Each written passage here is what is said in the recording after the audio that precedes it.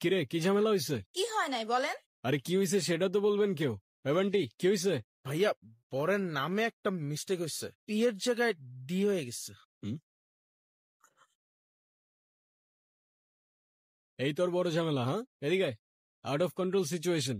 এতটুকু problem solve করতে পারোস না, আবার তুই ইভেন্ট ম্যানেজার হবি। আমি তোরে কতবার বলছিলাম আমার পার্সোনাল প্রবলেম আছে, আমি এই ইভেন্টে আসতে পারবো না। হ্যাঁ তাও আমার কেন আসতে হইলো, তাও আবার এই সিলি ম্যাটারে? হ্যাঁ সরি, অনেক স্ট্রেসের মধ্যে ছিলাম তো, তাই ঝামেলা হয়ে গেছে।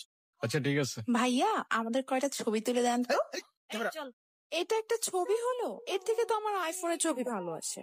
ভালো আসে নাই। বান্টি ক্যামেরাটা দে, পিছিয়ে যান একটু, স্মাইল। ওয়াও ভাইয়া, আপনি তো অনেক সুন্দর ছবি তোলেন। আপনার ফোনে যদি এই ক্যামেরা থেকে বেটার ফটোস ক্যাপচার করা যেত তাহলে এই ইভেন্টে এই ক্যামেরা না আপনার ফোন ইউজ করা হইতো। I hope you get it. Okay, ছবিগুলো দিয়ে দিস, আমি যাচ্ছি। না মানে আমি বুঝলাম না, তোমার কি কোনো সেলফ রেসপেক্ট নেই?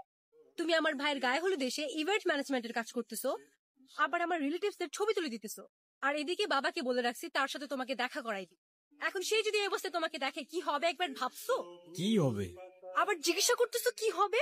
আর ইউ সিরিয়াস? এখন আমার দোষটা কোথায় আমাকে বলবা? হ্যাঁ এখানে একটা সিলি ঝামেলা হয়েছিল, উইচ আই ডিডন্ট নো। আমার কিছু করার ছিল না, বান্টি আমাকে বারবার কল দিয়ে জ্বালায় মারতেছিল। ইভেন আমি ওকে বলেও রাখছিলাম যেন আমাকে কল না করে, আমার যেন এখানে আসতে না হয়। বাট টিমটা তো আমার, কোনো প্রবলেম হইলে আমাকেই তো দেখতে হবে, রাইট? ব্রায়ান অনেক হয়েছে তুমি আর তোমার এই ফালতু টিম। মানুষের বয়ফ্রেন্ড ডাক্তার হয়, ইঞ্জিনিয়ার হয়, আর তুমি হইছো একটা ইভেন্ট ম্যানেজার।